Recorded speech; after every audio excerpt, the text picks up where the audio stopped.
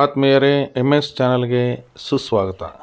MS ಚಾನಲನ್ನು subscribe ಮಾಡಿಕೊಳ್ಳಿ ಹಾಗೂ ಕೆಳಗೆ ಕಾಣುವ ಬೆಲ್ ಐಕನನ್ನು ಒತ್ತಿ ಎಲ್ಲ ವಿಡಿಯೋಗಳನ್ನು ನೋಡಿ ಆನಂದಿಸಿ.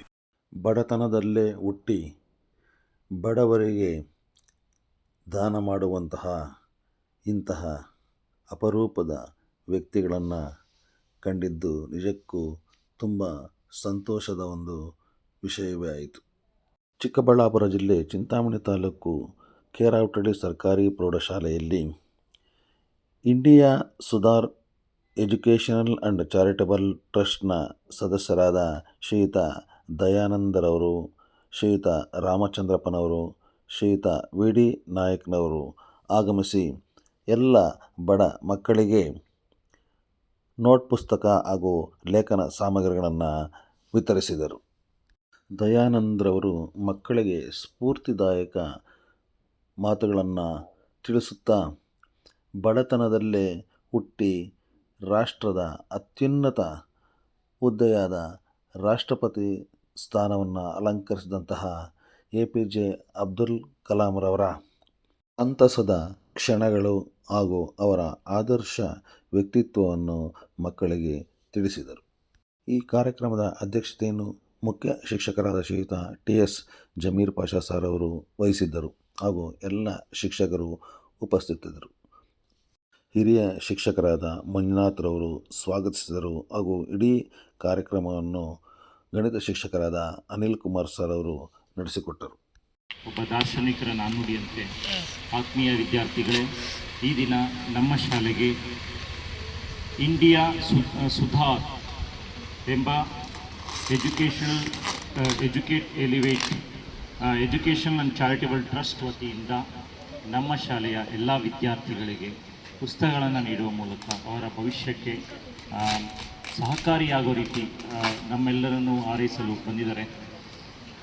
ಈ ಒಂದು ವೇದಿಕೆಯ ಮೇಲಿರುವಂಥ ಎಲ್ಲ ಗಣ್ಯರನ್ನು ಸ್ವಾಗತ ಬಯಸಬೇಕು ಅಂತ ನಮ್ಮ ಶಾಲೆಯ ಹಿರಿಯ ಶಿಕ್ಷಕರಾದ ಶ್ರೀಯುತ ಮಂಜುನಾಥ್ ಸರ್ ಅವರಲ್ಲಿ ವಿನಂತಿ ಮಾಡಿಕೊಳ್ತೇನೆ.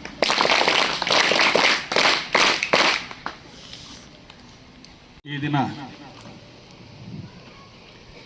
ಇಂಡಿಯಾ ಸುಧಾರ್ ಲೋಕ ಶಿಕ್ಷಣ ಚಾರಿಟಬಲ್ ಟ್ರಸ್ಟ್ನ ವತಿಯಿಂದ ನಮ್ಮ ಶಾಲೆಗೆ ಆಗಮಿಸಿ ಮಕ್ಕಳಿಗೆ ಈ ಒಂದು ಪುಸ್ತಕ ವಿತರಣೆ ಕಾರ್ಯಕ್ರಮದಲ್ಲಿ ಅಧ್ಯಕ್ಷತೆಯನ್ನು ವಹಿಸಿರುವಂಥ ನಮ್ಮ ಶಾಲೆಯ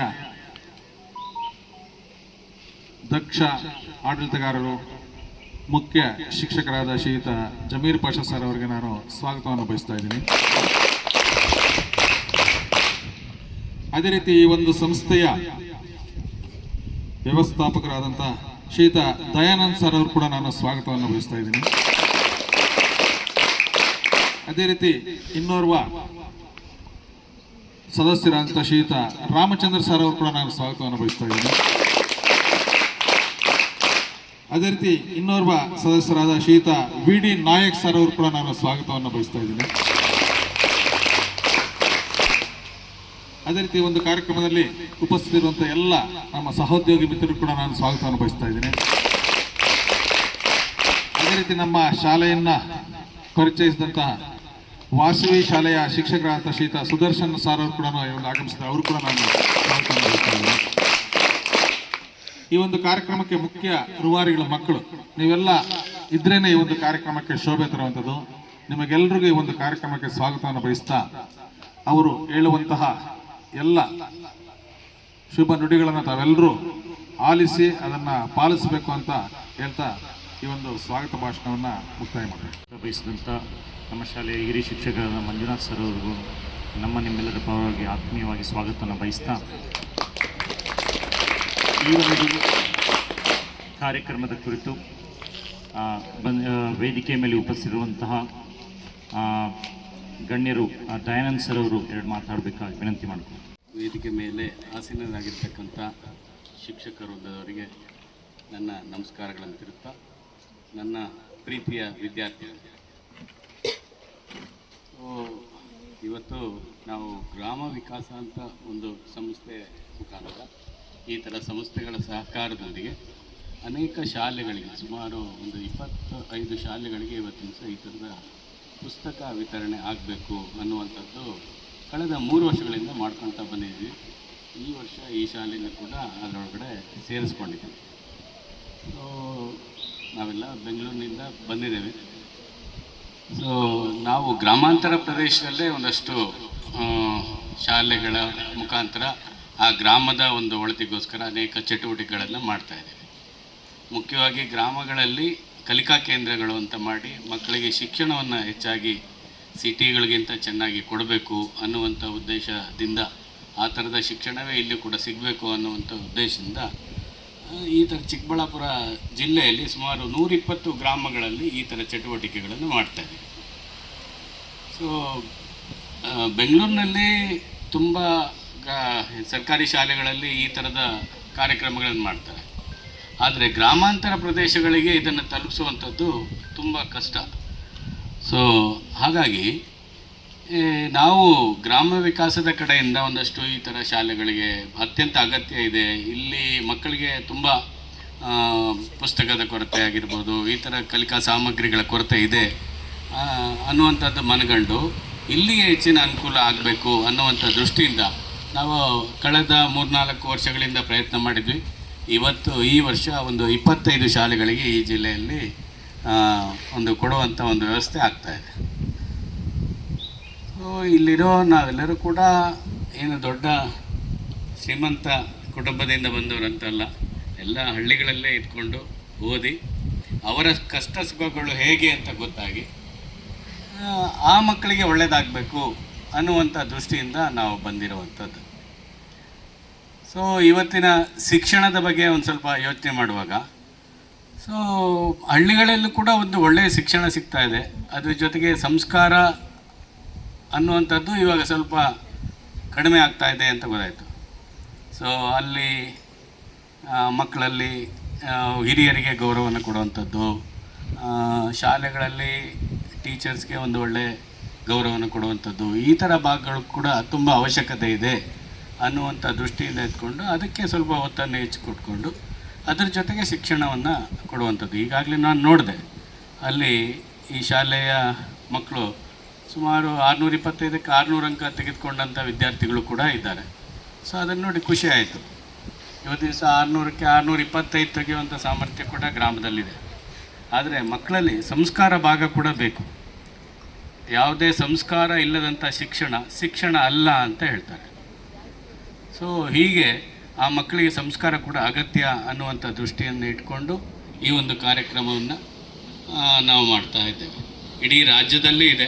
ರಾಜ್ಯದಲ್ಲಿ 9 ಜಿಲ್ಲೆಗಳಲ್ಲಿ ಸುಮಾರು 1000 ಗ್ರಾಮಗಳಲ್ಲಿ ನಾವು ಈ ಥರ ಕಲಿಕಾ ಕೇಂದ್ರಗಳಂತ ಮಾಡ್ತೀವಿ. ಗ್ರಾಮದ ಏಳಿಗೆಗೋಸ್ಕರ ಅನೇಕ ಕಾರ್ಯಕ್ರಮಗಳನ್ನು ನಾವು ಮಾಡ್ತಾ ಇದ್ದೇವೆ. ಅದರಲ್ಲೂ ವಿಶೇಷವಾಗಿ ಗಡಿಯಂಚಿನ ಗ್ರಾಮಗಳನ್ನು ನಾವು ಆಯ್ಕೆ ಮಾಡ್ಕೋತೀವಿ. ಎಲ್ಲಿ ಸರ್ಕಾರಿ ಸವಲತ್ತುಗಳನ್ನು ತಲುಪೋದಿಲ್ವೋ ಆ ಥರದ ಗ್ರಾಮಗಳು, ಸರ್ಕಾರಿ ಸೌಲಭ್ಯಗಳು ತಲುಪೋದಿಲ್ವೋ ಆ ಥರದ್ದು, ಮತ್ತು ಹೆಚ್ಚು ಏನು ಬರಡು ಭೂಮಿ ಅಂತ ಹೇಳ್ತೀವಿ, ನೀರಿನ ಏನು ಮಳೆ ಇಲ್ಲದೆ ಇರ್ತಂಥ ಪ್ರದೇಶಗಳು, ಈ ಥರದನ್ನೇ ಹೆಚ್ಚಾಗಿ ಆಯ್ಕೆ ಮಾಡಿಕೊಂಡು ಈ ಥರದ ಒಂದು ಕಾರ್ಯಕ್ರಮವನ್ನು ನಮ್ಮ ಸಂಸ್ಥೆ ಕೂಡ ನಡೆಸ್ತಾ ಇದೆ. ಸೊ ನಾನು ಈ ಚಿಕ್ಕಬಳ್ಳಾಪುರವನ್ನು ಕಳೆದ 3-4 ವರ್ಷಗಳಿಂದ ಗಮನಿಸ್ತಾ ಇದ್ದೀನಿ. ಈ ಥರ ಇಲ್ಲಿ 120 ಗ್ರಾಮಗಳನ್ನು ಓಡಾಡ್ತಾ ಇರ್ತೀನಿ. ಹೆಚ್ಚಾಗಿ ತಿಂಗಳಲ್ಲಿ 2-3 ಸಲ ಬರ್ತಾ ಇರ್ತೀವಿ ಈ ಕಡೆ ಎಲ್ಲ. ಸೊ ಹಾಗಾಗಿ ಈ ಮಕ್ಕಳಿಗೆ ಈ ಥರದ ಸೌಲಭ್ಯಗಳು ಸಿಗಬೇಕು ಅಂತ ಕೇಳ್ಕೊಂಡ ಕಂಪ್ನಿಯವರು ಕೂಡ ನಮ್ಮ ಜೊತೆ ಕೈ ಜೋಡಿಸ್ತಾ ಇದ್ದಾರೆ. ಇತ್ತೀಚೆಗೆ ಈ ಥರದ ಕಾರ್ಯಕ್ರಮಗಳು ಹೆಚ್ಚಾಗಿ ಮಾಡ್ತಾ ಇದೆ.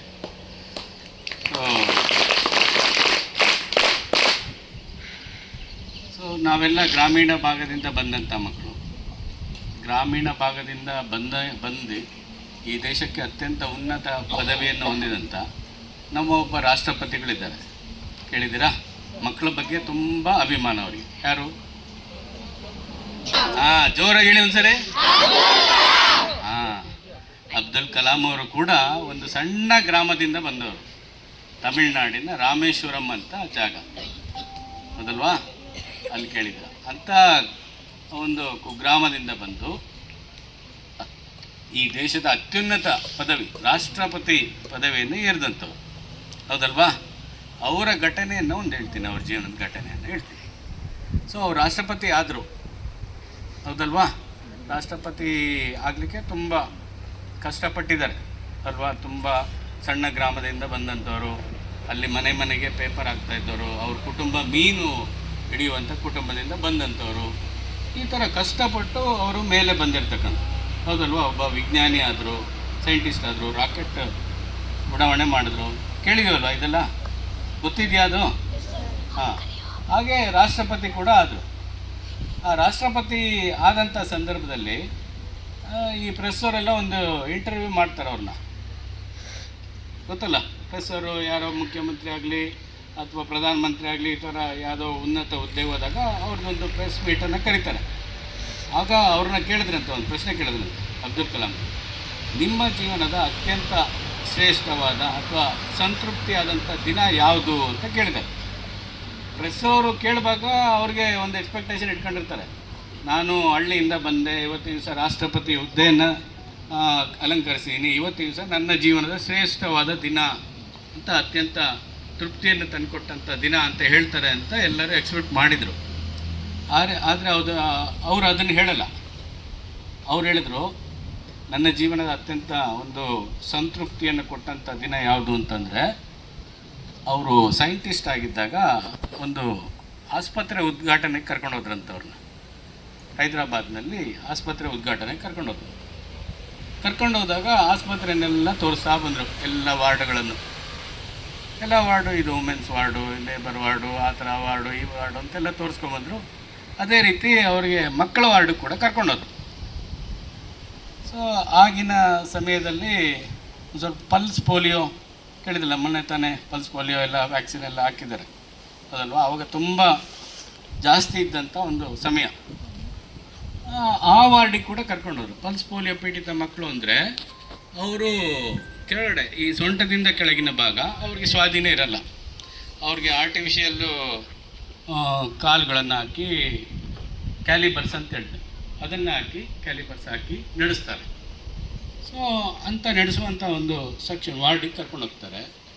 ಕರ್ಕೊಂಡೋಗಿ ಅಲ್ಲಿ ತೋರಿಸುವಾಗ ಅಲ್ಲಿ ಒಂದು ಮಗು, ಒಂದು 8-9 ವರ್ಷ ವಯಸ್ಸಿನ ಮಗು, ಅದಕ್ಕೆ ಕ್ಯಾಲಿಬರ್ ಹಾಕಿದ್ದಾರೆ, ನಡೆಸ್ತಾ ಇರ್ತಾರೆ. ಅದೊಂದು ಟ್ರೈನಿಂಗ್ ಕೊಡ್ತಾರೆ ಅವರು. ಆ ಥರ ನಡೆಸಿ ಅವ್ರಿಗೆ ಅಭ್ಯಾಸ ಆಗುತ್ತೆ. ಆ ಥರ ನಡೆಸ್ತಾ ಇರ್ಬೇಕಾದ್ರೆ ಆ ಮಗು ತುಂಬ ಸಂಕಟ ಪಡ್ತಾ ಇರುತ್ತೆ, ತುಂಬ ನೋವಾಗ್ತಾ ಇರುತ್ತೆ ಅದಕ್ಕೆ. ಆ ಮಗು ಅಳ್ತಾ ಇರುತ್ತೆ, ಬೇಡ ನಾನು ನಡೆಯಲ್ಲ, ಇದನ್ನು ಬಿಚ್ಚ್ರಿ, ಕ್ಯಾಲಿಬರ್ ಬಿಚ್ಚ್ರಿ ಅಂತ ಹೇಳ್ತಾ ಇರುತ್ತೆ. ಸೊ ಇವರು ಮಕ್ಕಳ ಕಂಡ್ರೆ ತುಂಬ ಅವ್ರಿಗೆ ತುಂಬ ಪ್ರೀತಿ. ಆ ಮಕ್ಕಳ ದುಃಖವನ್ನು ಕಂಡು ಇವ್ರಿಗೂ ಕೂಡ ದುಃಖ ಆಯಿತು. ಅವ್ರ ಹತ್ರ ಹೋಗಿ ಸಮಾಧಾನ ಮಾಡ್ತಾರೆ ಮಗುಗೆ. ನೋಡಪ್ಪ, ಇದು ನೋಡು, ಬೇರೆ ಎಲ್ಲ ಮಕ್ಕಳು ಓಡಾಡ್ತಾ ಇದ್ದಾರೆ, ನಮ್ಮ ಥರ ನೀನು ಕೂಡ ಓಡಾಡ್ಬೇಕು ತಾನೆ, ಅದಕ್ಕೋಸ್ಕರ ಇದನ್ನು ಹಾಕಿದ್ದಾರೆ. ನೀನು ನಡೆದ್ರೆ, ಅಭ್ಯಾಸ ಮಾಡಿದ್ರೆ ನಿಂಗೆ ಒಳ್ಳೇದಾಗುತ್ತೆ, ಮುಂದೆ ನೀನೇ ಸ್ವತಂತ್ರವಾಗಿ ನಡಿಬೋದು ಅಂತೆಲ್ಲ ಹೇಳ್ತಾರೆ. ಆ ಮಗು ಏನು ಕೇಳಲ್ಲ. ಆ ಮಗು ಏನೋ ಒಂದೇ ಸಮ ಅಳ್ತಾ ಇರುತ್ತೆ, ಇದನ್ನು ಬಿಚ್ಚಿ ಅಂತ ಹೇಳ್ತಾ ಇರುತ್ತೆ, ಕ್ಯಾಲಿಬರ್ ಬಿಚ್ಚಿ ಅಂತ ಹೇಳ್ತಾ ಇರುತ್ತೆ. ಸೊ ಇವ್ರಿಗೆ ಭಾಳ ದುಃಖ ಆಗುತ್ತೆ. ಅಲ್ಲಿನ ಡಾಕ್ಟರ್ಸನ್ನು ಕರೆದು ಕೇಳ್ತಾರೆ, ಏಕೆ ಇದು ಈ ಥರ ಪ್ರಾಬ್ಲಮ್ ಅಂತ. ಆಗ ಡಾಕ್ಟ್ರು ಹೇಳ್ತಾರೆ, ನೋಡಿ, ಈ ಮಗು ವೆಯ್ಟೇ ಒಂದು 10-12 kg ಇರ್ಬೋದು. ಆ ಕ್ಯಾಲಿಬರ್ ಏನು ಹಾಕಿದ್ದೀವಿ ಅದೊಂದು 6.5-7 kg ವೆಯ್ಟ್ ಇದೆ. ಆ ಮಗು ಅಷ್ಟು ಭಾರವನ್ನು ಅದು ತಡ್ಕೊಳಕ್ಕಾಗಲ್ಲ, ಅದಕ್ಕೋಸ್ಕರ ಅದು ಹೆಜ್ಜೆ ಇಕ್ಕೋದು ತುಂಬ ಕಷ್ಟ ಆಗುತ್ತೆ, ಅದಕ್ಕೋಸ್ಕರ ಅಳ್ತಾ ಇದೆ ಅಂತ ಹೇಳ್ತಾರೆ. ಇವ್ರಿಗೆ ಇವ್ರು ಮೊದಲೇ ಸೈಂಟಿಸ್ಟ್ ಆಗಿದ್ದರಿಂದ ಒಂದು ತಲೆಯಲ್ಲಿ ಯೋಚನೆ ಬರುತ್ತೆ, ಏನಾದ್ರು ಮಾಡಬೇಕಲ್ಲ, ಇದಕ್ಕೆ ಸೊಲ್ಯೂಷನ್ ಕಂಡುಹಿಡಬೇಕಲ್ಲ ಅಂತ ಹೋಗಿ ಅವರು ತಮ್ಮ ಸಬಾರ್ಡಿನೇಟ್ನೆಲ್ಲ ಕರೆದು, ಅವರು ಏರೋನಾಟಿಕ್ಸಲ್ಲಿ ರಾಕೆಟ್ಸು ಆ ಥರ ವಿಭಾಗದಲ್ಲಿ ಕೆಲಸ ಮಾಡ್ತಾಯಿದ್ದರು. ಅಲ್ಲಿ ಹಗುರವಾದ ಲೋಹಗಳನ್ನು ಉಪಯೋಗಿಸಿ ರಾಕೆಟ್ ಮಾಡ್ತಾರೆ, ಹೌದಲ್ವಾ? ಹೌದಾನೆ? ಸೊ ಹಾಗೆ ಆ ಥರದ್ದೆಲ್ಲ ಮಾತಾಡಿದ ಮೇಲೆ ಆ ಥರದ್ದಲ್ಲೇ ಲೋಹದಿಂದ ಇವ್ರಿಗೊಂದು ಕ್ಯಾಲಿಬರ್ ಮಾಡ್ಬೋದಾ ಅಂತ ಒಂದು ಯೋಚನೆ ಆಗುತ್ತೆ. ಸೊ ಒಂದು 3-4 ತಿಂಗಳು ಇದು ಮಾಡಿ ಒಂದು ಕ್ಯಾಲಿಬರ್ನ ತಯಾರು ಮಾಡಿ ಖುಷಿ ಆಗಿಬಿಡುತ್ತೆ ಅವ್ರಿಗೆ. ತೊಗೊಂಡು ಬರ್ತಾರೆ ಅವ್ರಿಗೆ ಆಸ್ಪತ್ರೆಗೆ. ತೊಗೊಂಡು ಬಂದು ಒಂದು ಮಗುನ ಕ್ಯಾಲಿಬರ್ನ ಬಿಚ್ಚಿ ಈ ಕ್ಯಾಲಿಬರ್ನ ಅವರೇ ತೊಡಿಸಿ ಆವಾಗ ನಡಿ ಅಂತ ಅವರು ಒಂದು ಕೈ ಹಿಡ್ಕೊಂಡು ನಡೆಸ್ಕೊಂಡು ಬರ್ತಾರೆ. ಆ ಮಗು ಹಳೇದು ಹಾಕಿರ್ತಾರಲ್ಲ ಅದನ್ನು ತೆಗೆದು ಈ ಹೊಸ ಕ್ಯಾಲಿಬರ್ ಹಗುರವಾಗಿರ್ತದೆ, ಅದು ಆ ಮಗುಗೆ ಆ ಭಾರವಾದನ್ನು ಹೊತ್ತು ಈ ಲೈಟ್ ವೆಯ್ಟು ಅದಕ್ಕೇನು ಅನಿಸೋದಿಲ್ಲ, ಅಷ್ಟು ಆರಾಮವಾಗಿ ಖುಷಿಯಾಗಿ ನಡ್ಕೊಂಡು ಬರುತ್ತೆ ಅವ್ರ ಜೊತೆಗೆ. ಆಗ ಆ ಮಗುವಿನ ಮುಖದಲ್ಲಿ ಆದಂಥ ಆನಂದವನ್ನು ಕಂಡು ಇವ್ರ ಕಣ್ಣಲ್ಲಿ ನೀರು ಬರುತ್ತೆ. ಸೊ ಎಷ್ಟು ಸಾರ್ಥಕತೆ ಅಂತ ಹೇಳ್ತಾರೆ ಅದಕ್ಕೆ ಹೇಳ್ತಾರೆ ಅವರು, ನನ್ನ ಜೀವನದ ಸಾರ್ಥಕವಾದಂಥ ದಿನ ಯಾವುದು ಅಂದರೆ ಆ ಮಗುವಿನಲ್ಲಿ ಆ ಸಂತೋಷವನ್ನು ಕಂಡೆ ಅಲ್ವಾ, ಆ ದಿವಸ ನಂದು ಸಾರ್ಥಕತೆ ಅಂತ. ಆ ಥರದ ಅವಕಾಶಗಳು ನಮ್ಮ ಜೀವನದಲ್ಲೂ ಬರ್ತಾ ಇರ್ತವೆ. ನಾವು ಅಷ್ಟು ದೊಡ್ಡ ಸಾಧನೆ ಮಾಡಬೇಕಾಗಿಲ್ಲ. ಆ ಕಷ್ಟದಲ್ಲಿದ್ದಂಥ ಮಗುವಿಗೆ ಸಹಾಯ ಮಾಡಿದ್ರಿಂದ ಅವರು ಅಂಥ ದಿನವನ್ನು ಅವ್ರು ಸಾರ್ಥಕತೆ ಅಂತ ಹೇಳಿದ್ರು. ಆ ಥರ ನಮ್ಮ ಜೀವನದಲ್ಲೂ ಕೂಡ ಅನೇಕ ಏನೋ ಕಷ್ಟದಲ್ಲಿರೋಂಥವ್ರು ನಮ್ಮ ಕಣ್ಣೆದುರುಗಡೆ ಸಿಗ್ತಾರೆ. ನಮ್ಮ ಕೈಲಾದಂಥ ಸಹಾಯವನ್ನು ಅವ್ರಿಗೆ ಮಾಡಬೇಕು. ಆ ಥರದ ಸಹಾಯ ಮಾಡಿದಂಥ ಯೋಜನೆಯೇ ಇದು. ನಾವು ಕಷ್ಟ ಎಲ್ಲ ಕಟ್ಟ ಬಂದಿದ್ದೀವಿ. ಇವತ್ತಿನ ದಿವಸ ಕಷ್ಟದಲ್ಲಿರೋರಿಗೆ 4 ಜನಕ್ಕೆ ಸಹಾಯ ಮಾಡಬೇಕು ಅನ್ನುವಂಥ ಒಂದು ದೃಷ್ಟಿಯನ್ನು ಇಟ್ಕೊಂಡು ಈ ಸಂಸ್ಥೆ ನಮಗೆ ಸಹಾಯವನ್ನು ಮಾಡ್ತಾಯಿದೆ. ಸೊ ಅದೇ ರೀತಿ ನಾವು ಕೂಡ ಮುಂದಿನ ದಿನಗಳಲ್ಲಿ ಈ ಥರದ ನಾವು ದೊಡ್ಡವರಾದಮೇಲೆ, ನಾವೊಂದು ಕಂಪ್ನಿಯಲ್ಲಿ ಕೆಲಸ ಮಾಡಿದ್ಮೇಲೆ ನಾವೊಂದಷ್ಟು ಜನಕ್ಕೆ ಸಹಾಯ ಮಾಡಬೇಕು. ಆದರೆ ಇವತ್ತಿನ ಪರಿಸ್ಥಿತಿಯಲ್ಲಿ ಇಲ್ಲಿರೋ ಮಾಸ್ಟರ್ ಹೇಳಿದ್ರು, ಇಲ್ಲಿರೋರೆಲ್ಲ ತುಂಬ ಬಡತನದಿಂದ ಬಂದಂಥ ಮಕ್ಕಳು ಅಂತ ಹೇಳಿದ್ರು. ಸೊ ನಮ್ಮ ತಂದೆ ತಾಯಿಯವರು ಕಷ್ಟಪಟ್ಟು ನಮ್ಮ ಶಾಲೆಗೆ ಕಳಿಸ್ತಾರೆ. ಅವ್ರು ಯಾವುದೋ ಜಮೀನಲ್ಲಿ ಕೆಲಸ ಮಾಡ್ತಾ ಇರ್ತಾರೆ, ಹೌದಲ್ವಾ? ನನ್ನ ಮಗ ಈ ಥರ ಕಷ್ಟಪಡಬಾರ್ದು, ಒಳ್ಳೆ ಜೀವನ ಕಟ್ಕೊಳ್ಳಿ ಅನ್ನುವಂಥ ಉದ್ದೇಶ ಇಟ್ಕೊಂಡು ನಮ್ಮನ್ನು ಕಳಿಸ್ತಾ ಇರ್ತಾರೆ. ಸೊ ಅವರ ಆಸೆಗೆ ನಾವು ಭಂಗ ತರಬಾರ್ದಲ್ವಾ? ಹಾಗಾಗಿ ಅವರ ಆಸೆಯನ್ನು ನಾವು ಶ್ರದ್ಧೆಯನ್ನು ಇಟ್ಕೊಂಡು ಪಾಠವನ್ನು ಓದಬೇಕಾಗತ್ತೆ. ಅದೇ ರೀತಿ ಅವ್ರಿಗೆ ಮನೆಗಳಲ್ಲಿ ಕೆಲಸಕ್ಕೆ ಸಹಾಯ ಕೂಡ ನಾವು ಮಾಡಬೇಕಾಗತ್ತೆ. ಅಮ್ಮ ಏನೋ ಒಂದು ಕೆಲಸ ಹೇಳ್ತಾರೆ, ಅಂಗಡಿಗೆ ಹೋಗಿ ತೊಗೊಂಬ ಅಂತನೋ, ಇನ್ನೊಂದೇನೋ ಹಾಲಿಗೆ ಹೋಗಿ ಡೈರಿಗೆ ಹೋಗಿ ಹಾಲು ಹಾಕ್ಬಿಟ್ಟು ಬಾ ಅಂತಲೋ, ಈ ಥರದ್ದೇನೋ ಸಣ್ಣ ಪುಟ್ಟ ಕೆಲಸಗಳನ್ನು ಕೂಡ ನಾವು ತಂದೆ ತಾಯಿಗಳು ಮಾಡಬೇಕು. ಅದೇ ರೀತಿ ನಮ್ಮ ಅಕ್ಕಪಕ್ಕದಲ್ಲಿರ್ತಾರೆ, ಯಾರೋ ಅಜ್ಜಿ ಇರ್ತಾರೆ, ಅವ್ರಿಗೇನೋ ಮಾತ್ರೆ ಬೇಕಾಗಿರುತ್ತೆ, ಇನ್ನೊಂದೇನೋ ವಸ್ತು ಬೇಕಾಗಿರುತ್ತೆ, ತಗೊಂಬ ಅಂದರೆ ಏನು ಮಾಡಬೇಕು? ತಗೊಂಡು ಕೊಡಬೇಕು. ಕೊಡ್ತೀವಾ? ಮಾಡಿದ್ದೀವಾ? ಹಾಂ. ನಿಮಗೋಸ್ಕರ ಈ ಟೀಚರ್ಸ್ ಎಲ್ಲ ದಿವಸ ಅಪ್ಡೇಟ್ ಆಗಿ ಬರ್ತಾರೆ. ನಮ್ಮ ಮಕ್ಕಳಿಗೆ ಈ ಥರದ ವಿಷಯ ಹೇಳ್ಕೊಡ್ಬೇಕು, ಈ ಸತಿ ಇನ್ನೂ ಚೆನ್ನಾಗಿ ಸ್ಕೋರ್ ಮಾಡಬೇಕು ನಮ್ಮ ಮಕ್ಕಳು ಅಂತ ಎಲ್ಲ ಆಸೆ ಇಟ್ಕೊಂಡು ವರ್ಷ ಪೂರ್ತಿ ಕಲಿಸ್ತಾರೆ. ಹೌದು ತಾನೆ? ರಿಸಲ್ಟ್ ಬಂದಾಗ ಹೇಳಿದ್ರು, ಅಲ್ಲಿ 600 ಮಾರ್ಕ್ ತೊಗೊಂಡಿರೋವಂಥ ಮಕ್ಕಳು ಇದ್ದಾರೆ ಸರ್ ನಮ್ಮಲ್ಲಿ ಅಂತ ಹೇಳಿದ್ರು. ಖುಷಿಯಾಗಿ ಹೇಳಿದ್ರು. ಅವರ ಮಕ್ಳಿಗೂ 600 ಮಾರ್ಕ್ ಬಂದಾಗ ಅಷ್ಟು ಖುಷಿ ಪಟ್ಟಿರ್ತಾರೋ ಗೊತ್ತಿಲ್ಲ. ಆದರೆ ಅವರು ಕಲಿಸಿದಂಥ ಮಕ್ಕಳು 600 ಮಾರ್ಕ್ ಬಂದಾಗ 625ಕ್ಕೆ 625 ಬಂದರೆ ಅವ್ರ ಊರೆಲ್ಲ ಹೇಳ್ಕೊಂಡು ತಿರುಗ್ತಾರೆ, ಬೋರ್ಡೇ ಹಾಕ್ಬಿಡ್ತಾರೆ. ಇವಾಗಂತೂ ಅದು ಪಾಂಪ್ಲೆಟು ಹೊಡಿಸಿದ್ದಾರೆ ಈ ಸತಿ. ಸೊ ಅವ್ರಿಗೆ ಅಷ್ಟು ಖುಷಿ ಆಗುತ್ತೆ, ಹೌದು ತಾನೆ? ಅವರು ಹೇಳಿದಂಥ ಕೆಲಸವನ್ನು ನಾವು ಮಾಡ್ಕೊಂಡು ಬರೋದು ಅದು ಕಷ್ಟನಾ? ಅವತ್ತಿನ ಕೆಲಸ, ಅವತ್ತಿಂದು ಏನು ಪಾಠ ಹೋಮ್ವರ್ಕ್ ಕೊಟ್ಟಿರ್ತಾರೋ ಅಥವಾ ಏನು ಎಕ್ಸಾಮಿಗೆ ಪ್ರಿಪೇರ್ ಆಗಿ ಅಂದರೆ ಮಂತ್ಲಿ ಟೆಸ್ಟು ವೀಕ್ಲಿ ಟೆಸ್ಟ್ ಏನೋ ಮಾಡ್ತಾ ಇರ್ತಾರೆ, ಅದಕ್ಕೆ ಪ್ರಿಪೇರ್ ಆಗಿ ಬರುವಂಥದ್ದು. ಈ ಥರದ ಸಣ್ಣ ಸಣ್ಣ ಕೆಲಸಗಳನ್ನು ಕೂಡ ನಾವು ಶ್ರದ್ಧೆಯಿಂದ ಮಾಡಿದಾಗ ಮಾತ್ರ ಇಂಥವರು ನಮಗೆ ಸಹಾಯ ಮಾಡಿದ್ದಕ್ಕೆ ಒಂದು ಸಾರ್ಥಕತೆ ಸಿಗುತ್ತೆ, ಹೌದಲ್ವಾ? ಇದನ್ನೆಲ್ಲ ನಾವು ಜೋಡಿಸ್ಕೋಬೋದಾ? ಚಪ್ಪಳೆ ಹೊಡೆದಲ್ಲಿ ಇದನ್ನೆಲ್ಲ ಜೋಡಿಸ್ಕೋಬೋದಾ? ಜೋಡಿಸ್ಕೋತೀರಾ? ಓಕೆ, ಇಷ್ಟನ್ನು ಹೇಳ್ತಾ ನನ್ನ ಮಾತನ್ನು ಮುಗಿಸ್ತೀನಿ. ಘೋಷಣೆ ಹಾಕೋಣ. ಬೋಲೋ ಭಾರತ್ ಮಾತಾ ಕಿ, ಬೋಲೋ ಭಾರತ್ ಮಾತಾ ಕಿ, ಬೋಲೋ ಭಾರತ್ ಮಾತಾ ಕಿ. ಎರಡು ಕೈ ವಂದೇ ವಂದೇ ವಂದೇ. ಜೈ ಹಿಂದ್. ಮನುಷ್ಯನ ಅಥವಾ ವಿದ್ಯಾರ್ಥಿಯ ಯಶಸ್ಸಿಗೆ ಸಹ ಒಂದು ದಾರಿದೀಪ ಆಗಿರುತ್ತೆ. ನಮ್ಮ ಜೀವನದಲ್ಲಿ ನಾವು ಸಂಸ್ಕಾರವನ್ನು ಅಳವಡಿಸ್ಕೋಬೇಕು. ಸಣ್ಣ ಸಣ್ಣ ಸಹಾಯಗಳ ಮೂಲಕ ನಾವು ಜೀವನದಲ್ಲಿ ಒಂದು ಸಾರ್ಥಕತೆಯನ್ನು ನಾವು ಪಡಿಬೋದು ಅಂತ ತಿಳಿಸ್ಕೊಟ್ಟಂಥ ಅದೇ ರೀತಿ ಈ ಒಂದು ಪುಸ್ತಕ ವಿತರಣೆಯ ಉದ್ದೇಶವನ್ನು ಅವರು ತುಂಬ ಚೆನ್ನಾಗಿ ತಿಳಿಸ್ಕೊಟ್ಟಿದ್ದಾರೆ. ಅವರಿಗೆ ಅನಂತ ಧನ್ಯವಾದಗಳು.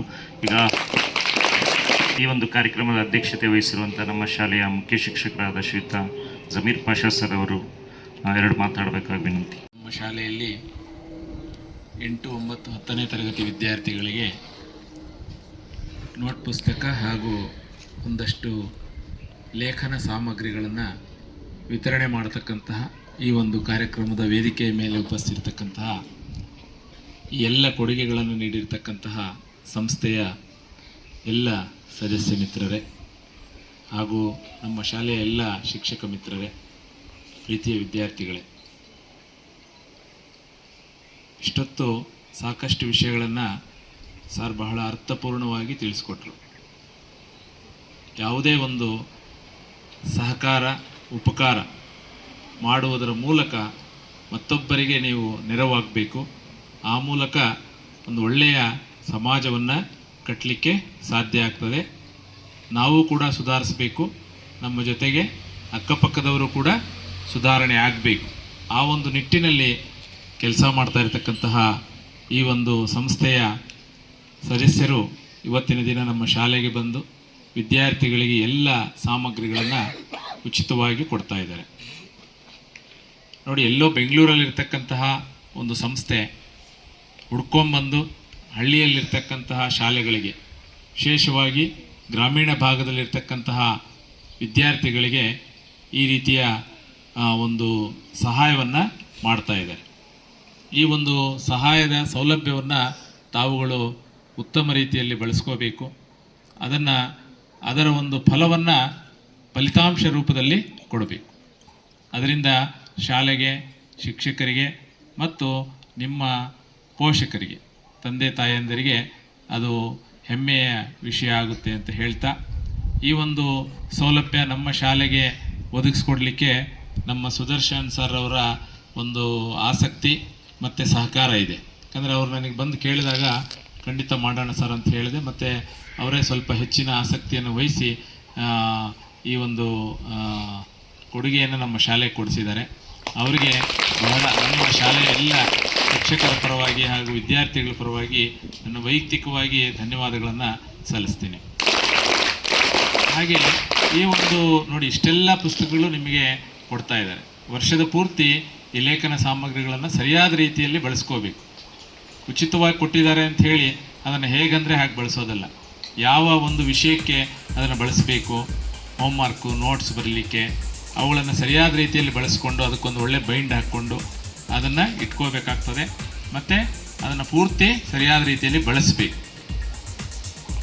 ಅದು ಬಳಸಿದಾಗಲೇ ಇದಕ್ಕೆ ಒಂದು ಅರ್ಥ ಬರುತ್ತೆ ಅಂತ ಹೇಳ್ತಾ, ಈ ಒಂದು ಏನು ಸಂಸ್ಥೆ ವೈರ್ ಅಂತಕ್ಕಂಥ ಒಂದು ಸಂಸ್ಥೆಯ ಸಹಕಾರದೊಂದಿಗೆ ಈ ಒಂದು ಎಲ್ಲ ಲೇಖನ ಸಾಮಗ್ರಿಗಳನ್ನು ನಮ್ಮ ಶಾಲೆಗೆ ಒದಗಿಸಿಕೊಟ್ಟಿದ್ದಾರೆ. ಅವರಿಗೆ ಮತ್ತೊಮ್ಮೆ ಇಲ್ಲಿ ಬಂದಿರತಕ್ಕಂಥ ದಯಾನಂದ್ ಸರ್ ಅವರು ಮತ್ತು ರಾಮಚಂದ್ರ ಸರ್ ಅವರು, Nayak sir, DV Nayak sir ಅವರು, ಎಲ್ಲರಿಗೂ ಕೂಡ ನಮ್ಮ ಶಾಲಾ ಆಡಳಿತ ಮಂಡಳಿ ಹಾಗೂ ನಮ್ಮ SDMC ಪರವಾಗಿ, ನಮ್ಮ ಎಲ್ಲ ಶಿಕ್ಷಕರ ಪರವಾಗಿ ಅವ್ರಿಗೂ ಕೂಡ ಹೃದಯಪೂರ್ವಕ ಧನ್ಯವಾದಗಳನ್ನು ಸಲ್ಲಿಸಲಿಕ್ಕೆ ಬಳಸ್ಕೊಳ್ತೀರಲ್ಲ? ಇಲ್ಲ ಸರಿಯಾಗಿ ಬಳಸ್ಕೊಳ್ತೀರಾ? ನೀವು ಅದನ್ನು ಅತ್ಯಂತ ಉತ್ತಮ ರೀತಿಯಲ್ಲಿ ಸದ್ಬಳಕೆ ಮಾಡಿಕೊಂಡು ಚೆನ್ನಾಗಿ ಕಲಿತು ಒಳ್ಳೆಯ ಫಲಿತಾಂಶ ತಗೊಂಡು ಹೋದರೆ ಅದೇ ಅವರಿಗೆ ಕೊಡ್ತಕ್ಕಂತಹ ಒಂದು ಕಾಣಿಕೆ ಅಂತ ಹೇಳ್ತಾ, ಈ ಒಂದು ಅವಕಾಶ ಮಾಡಿಕೊಟ್ಟಂಥ ತಮಗೆಲ್ಲರಿಗೂ ಕೂಡ ಧನ್ಯವಾದಗಳನ್ನು ತಿಳಿಸ್ತೀನಿ.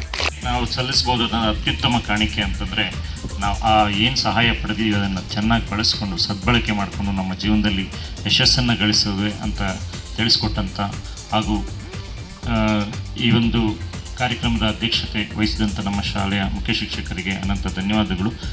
ಈ ಗಣ್ಯರಲ್ಲಿ, ವೇದಿಕೆ ಮೇಲಿರುವಂಥ ಗಣ್ಯರಲ್ಲಿ ಪುಸ್ತಕಗಳನ್ನ ವಿತರಣೆ ಮಾಡಬೇಕು ಅಂತ ವಿನಂತಿ ಮಾಡಿಕೊಳ್ತೇವೆ.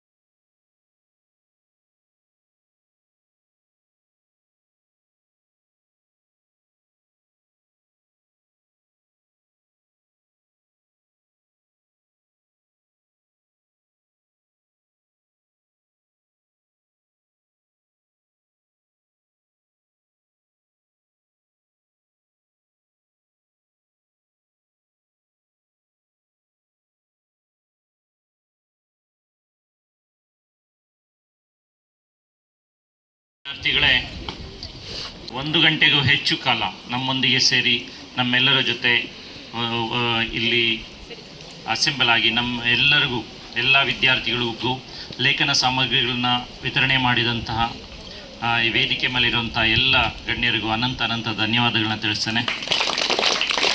ದಯಾನಂದ್ ಸರ್ ಅವರು ತಮ್ಮನ್ನು ಕುರಿತು ಹಲವಾರು ಮಾತುಗಳನ್ನ ಹೇಳಿದರು. ಅವರು ಹೇಳಿದ ಕೆಲವು ವಿಷಯಗಳಲ್ಲಿ ಸಂಸ್ಕಾರ, ಸಾರ್ಥಕತೆ ತುಂಬ ಒಳ್ಳೆಯ ಉದಾಹರಣೆಯೊಂದಿಗೆ ಎಕ್ಸ್ಪ್ಲೇನ್ ಮಾಡಿದರು.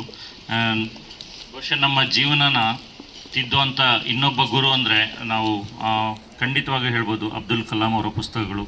ದಯವಿಟ್ಟು ಅವರ ಪುಸ್ತಕ ಸಾಧ್ಯ ಆದಷ್ಟು ನಮ್ಮ ಲೈಬ್ರರಿಲಿದೆ. ಒಂದು ಸರಿ ನೋಡಿ, ಒಂದು ಸರಿ ಓದಿ, ಎಷ್ಟು ನಮ್ಮ ಜೀವನಕ್ಕೆ ಪಾಠ ಆಗುತ್ತೆ ಅಂದರೆ ನಾವು ಪ್ರತಿ ದಿವಸ ಅವರ ಕೆಲವು ಆದರ್ಶಗಳನ್ನ ನಾವು ತಿಳ್ಕೊಂಡ್ರೆ ಸಾಕು. ನಾವು ಒಬ್ಬ ಸಂಸ್ಕಾರಯುತ ಒಬ್ಬ ಆದರ್ಶ ವಿದ್ಯಾರ್ಥಿಯಾಗಿ ಜೀವನದಲ್ಲಿ ಸಾರ್ಥಕತೆಯನ್ನು ಸಣ್ಣ ವಿಷಯದಲ್ಲಿ ಹೇಗೆ ಸಾರ್ಥಕತೆಯನ್ನು ನಾವು ಅನುಭವಿಸುವಂತ ತುಂಬ ಚೆನ್ನಾಗಿ ತಿಳಿಸ್ಕೊಟ್ಟಿದ್ದಾರೆ. ಮತ್ತೊಮ್ಮೆ ವೇದಿಕೆ ಮೇಲಿರುವಂಥ ಎಲ್ಲ ಗಣ್ಯರಿಗೂ ಅನಂತ ಧನ್ಯವಾದಗಳನ್ನ ತಿಳಿಸ್ತೇನೆ.